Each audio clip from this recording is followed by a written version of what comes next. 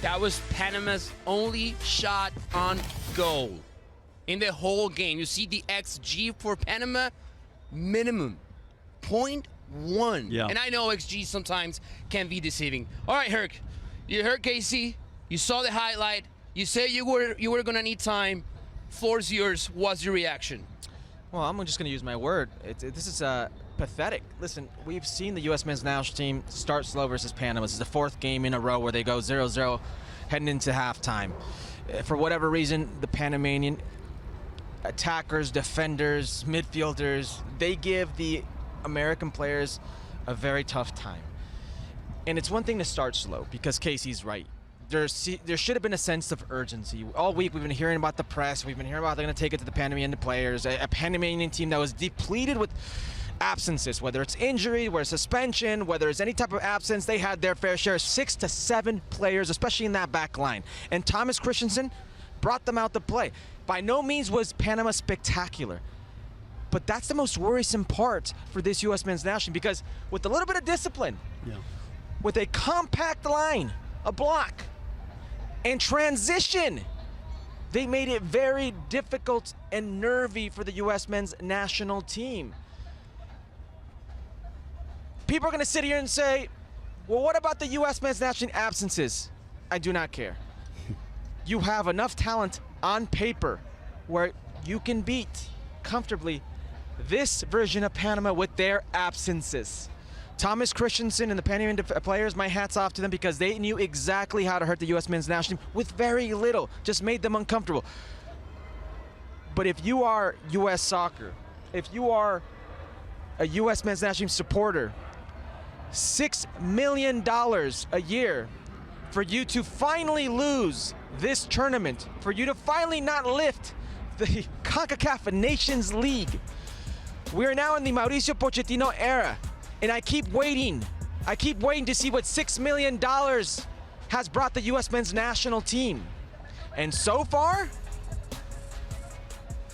not much. Well, what did we keep hearing, Mount? We kept hearing that it was, it's just a different feel in camp. It's just more intense. It's more, there's more accountability. And I saw none of that in this match. I didn't see any intensity. I didn't see any urgency, to Herc's point. Look, we've all been on a team where we're the better team and the other team knows we can't be progressive.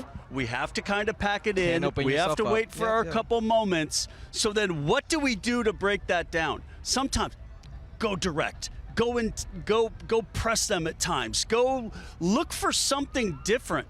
How many times we're watching that second half, it's a pass into the middle, and it's straight backwards. It's then passed wide, and then it's passed around the back to the other side. Very regimented, very slow. Hey, put some big bodies in. Go over the top. Look for second balls inside the box. Shake up that defense a little bit. Instead, everything was so predictable, so slow, and then in the end, you paid the price for a couple errors at the end of the game. You lose concentration because it was so easy, and you pay the price. There you go. That's the word slow right there. I'm going to go, if I have to describe this performance with just one word, I'm going to go with dull. And here's why I'm saying dull. I see the players for this team, right? And we get to see them every weekend playing for some of the biggest clubs, biggest names in Europe. And Herc has heard this from me so many times. I'm jealous. Yeah. But also at the same time, I'm excited. I'm excited for the U.S. men's national team to have good players, great players, performing at that level with their clubs. That excitement goes away when they come and play for the national team. And it's just a dull performance. Yes, we see some highlights from Christian Pulisic. Yes, we see Weston McKennie going box to box, getting a couple of headers inside the 18, sometimes inside the 6. But other than that, we got very, very little. Honestly, we got time to show you guys a highlight, but there was not really much to show. I mean, credit to our production team that really go deep into the action to try to come up with 4-5 plays that make sense. Now, we can try to go to the game-changing moment, and we have to agree has to be that Waterman goal in the 94th minute. Well, but it also I'll go before that. You can go before that? All right, go ahead. I think the tactical, the lineup and the tactical adjustments, unless there's some reason we don't know about, Giovanni Reyna, unless there's an injury we have no idea about, some sort of discomfort, Giovanni Reyna not playing in this game, forget not starting, not showcasing in this game is a crime. This is a player that when it comes to semifinals, finals of any tournament he has played in with the U.S. men's national team, he produces. And you decide to leave him on the bench? Unless there's something we are missing here, Casey, this is a travesty. Well, I'm going to go even deeper on this because I'm going to go even squad selection. Because I'm going to say Tanner Tessman or Zendejas, or I'm going to say Jack McGlynn or Haji Wright, or Brendan Aronson, and so I'm looking at that and I'm going, wait a minute, this was a FIFA tournament. This isn't a friendly where you say, hey, we had some guys in the January camp play against kind of a B team, C team.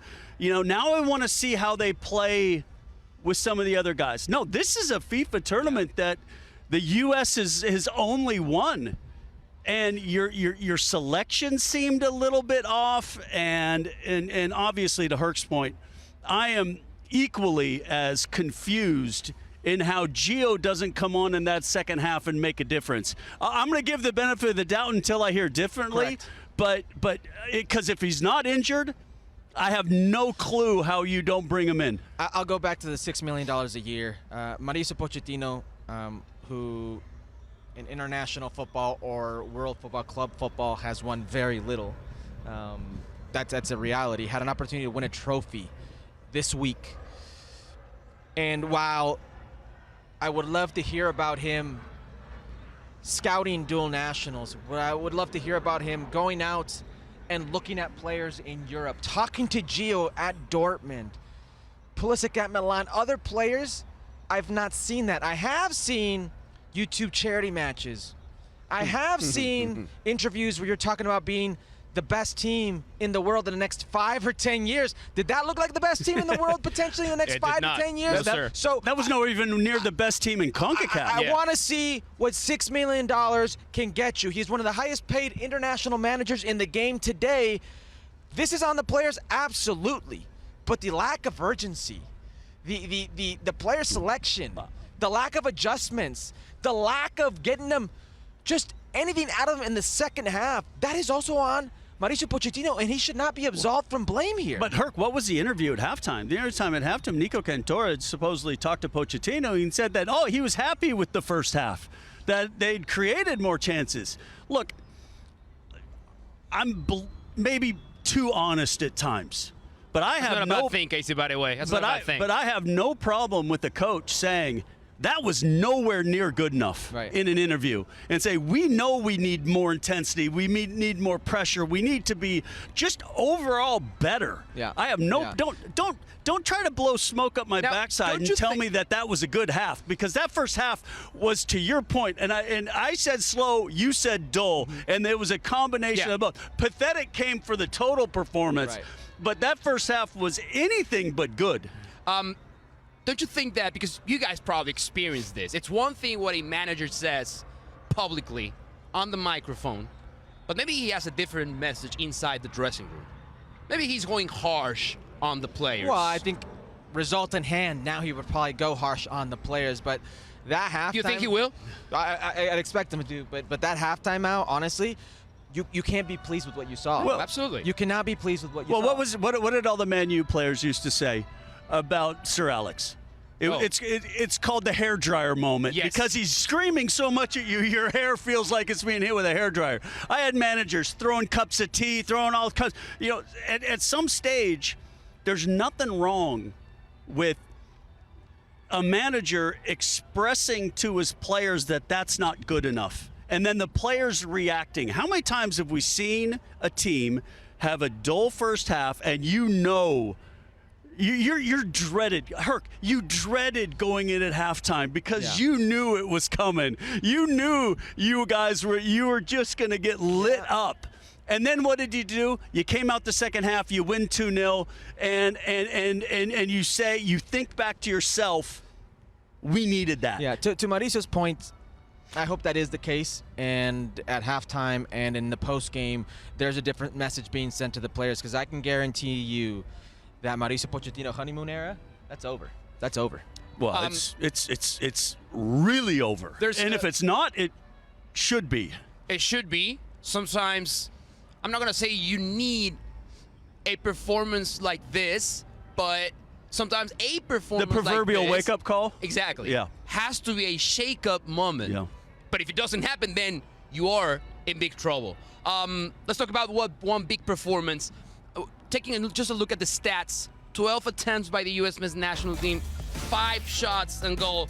How much of that actually makes Orlando Mosquera man of the match, Casey? Well, but what did we see from this? We see the shot on target where it hits the post, and we saw a couple headers comfortably into the midsection. Look, I think Mosquera was solid. There was nothing too crazy there, but I didn't see anything spectacular. No, I'll give man of the match to Thomas Christensen. When Fajardo couldn't give him any more up top, he knew exactly where to go. He put up water. That was the best save, clearly. Against very good save by him right there. But he doesn't strike it well. He doesn't, Orlando Mosquera has something in his toolkit. Yeah. He plays in Saudi Arabia. He was voted goalkeeper of the month there this last month. Right. He's a good goalkeeper. Yeah, he's a solid goalkeeper. But this wasn't because he had a monster match. Correct, This was more 100%. on the U.S. men's national team not being able to really make do with what was in front of him. And I give Thomas Christensen a lot of credit. He made that block very compact. He made the field very small. The U.S. men's national team in the first half didn't know how to penetrate that. And then when they sat in the low block in the second half, they had very, very little idea of how to break them down. That's on Thomas Christensen, who continues to prove that he can do a lot with a little. And that is the difference here. He's not a $6 million man, and he had 6 to 7 absences, and he says, you know what? I got to go back to the bases. I got to do something here. And even with all those absences, the first half, they were whipping around the ball, side to side. They had a little bit of possession. Anytime there was a counterattack, you were like, oh, they can hurt the U.S. men's national team. That's what a good coach does. But Herc, they didn't really. But to your point, it was always kind of there. Right. It was always that opportunity that maybe this might be the moment.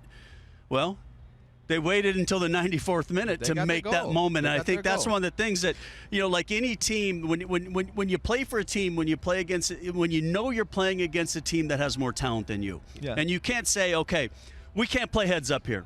We can't just throw the ball out here and you attack and we'll attack. Okay, we got to be a little bit more intelligent about the way we go about this if we think we're going to get a result. And to Herc's point, Christensen comfortably won the coaching battle in that match. Yeah. Comfortably, not even close. There was a team that knew exactly what they were doing on the field.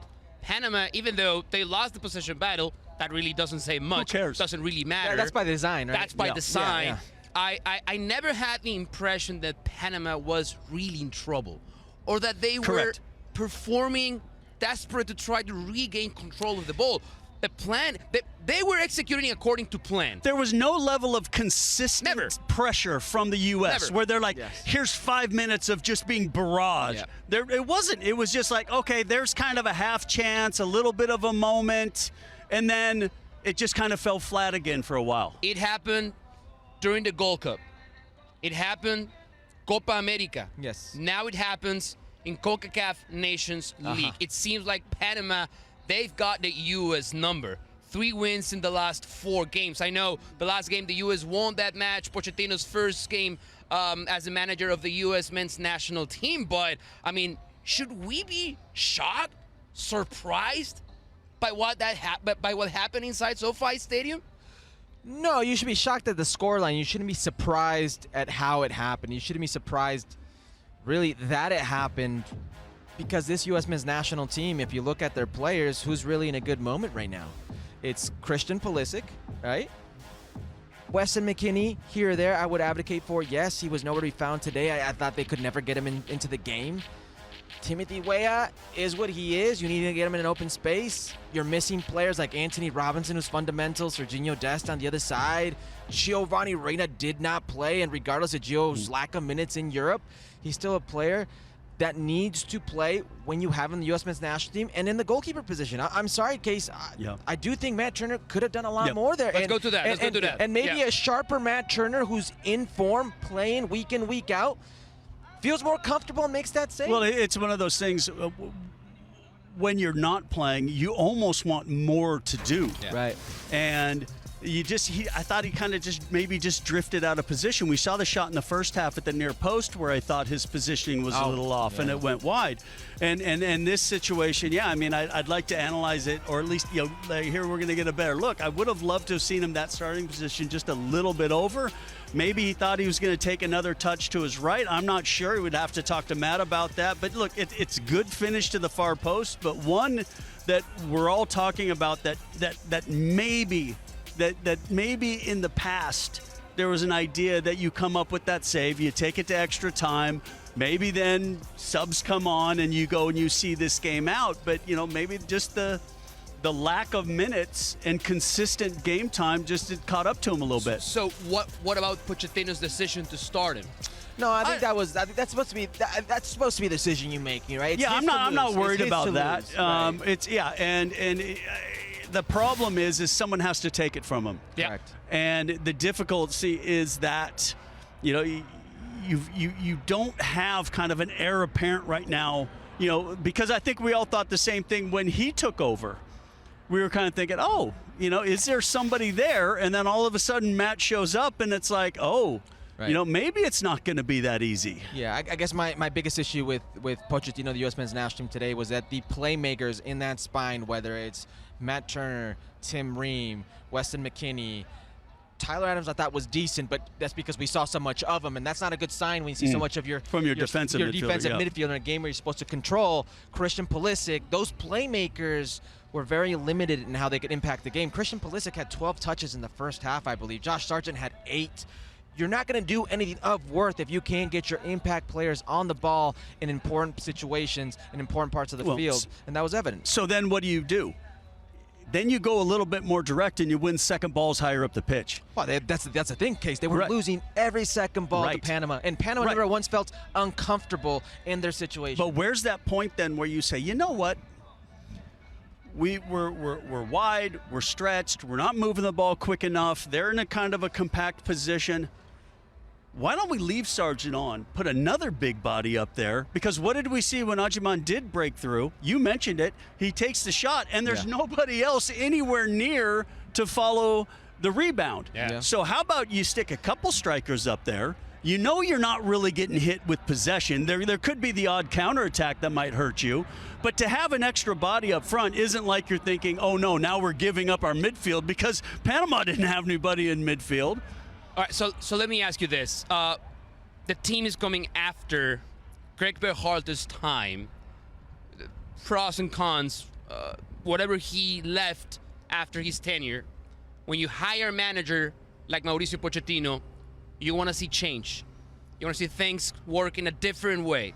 How much of a change have we seen from what Greg Berhalter did to what you have seen, Herc, from Mauricio Pochettino so far? Or is it still more of the same?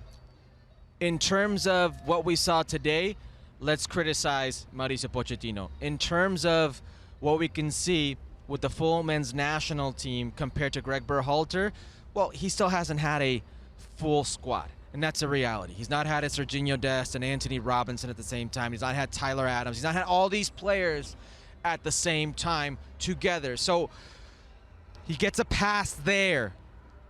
But from what I have seen, with the material that he has had, it's not that I've been overly impressed. A tactical wrinkle here or there with Yunus Musa or Anthony Robinson, but to say that this team and the changes are fundamentally different for the better under Mauricio Pochettino, I can't say that today. I can't see it. I don't see it at all.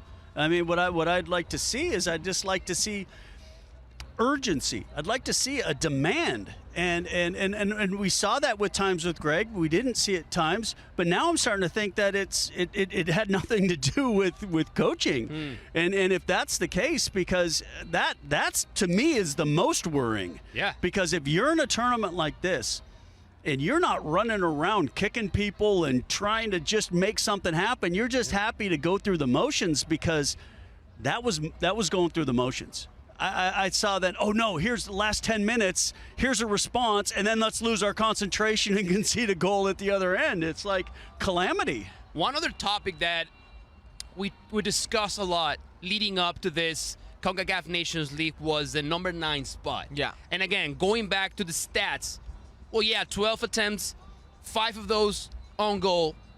Does that make the number 9 question even bigger for Mauricio Pochettino? Because you have injured players, 2 or 3 players that probably would have started before Josh Sargent. But Probably. even sometimes with those players, problem's still there. How big of a problem is it now, the number 9 spot for the U.S. men's national team? Well, it's still a problem, and it's the age-old question because the last, reliable 9 you had was Josie Altidore, and when he goes down at the World Cup in 2014, you go to Clint Dempsey, and that was it. And you've really not had a dependable 9 on the U.S. men's national team since. If you go back to the World Cup, the last time to score a goal in the World Cup was Haji Wright, and he's not been a player that's been firmly in this situation since. Before that, it's Brian McBride, the last actual 9 to score a goal in the World Cup. So it's the everlasting question of the 9. But you've never had a pool like this. You have never had a Ricardo Pepi, who's already been sold for $20 million, looking for his next $20 million move. They've been rumored to West Ham, rumored to Liverpool, scoring goals in the Champions League against Liverpool. You've never had a Fowler Balogun who goes for $40 million to Monaco. You've never had a guy like Haji Wright with those kind of tools. Josh Sargent, who's lighting up the championship.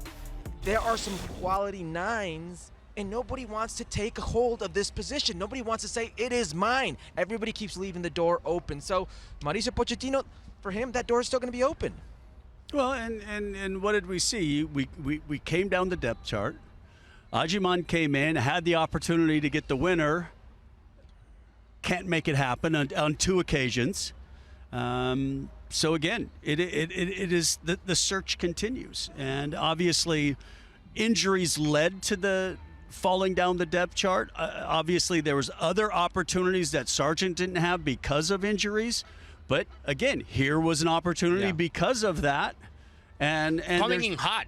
And there's really scored a lot lately. Yeah, but, and there's one games. chance in that first half that deflects onto the post, and you just think there needs to be more, because the other opportunities you saw Weston coming from a deeper position with maybe a soft header, but yeah, there wasn't enough consistency, and I'll also though blame that there wasn't enough balls going in the box as well, with enough support going into the box. And that's why in a situation when a team's playing 5 at the back and really clogging that up, leave Sargent on, put Ajiman in with him, give a little bit more presence in there and be a little more direct and see if you can disrupt or things. Or maybe have a player with finesse to his game, a 10 if you will. Well, look, there's no player in this squad that's better in tight spaces going forward with the ball than Gio Reyna. Yeah. So I'm going to go back to the point. I don't know. Look, obviously I hope to God Gio's not injured, but that just leaves more question marks on Mauricio Pochettino, how he doesn't put him in to change the game.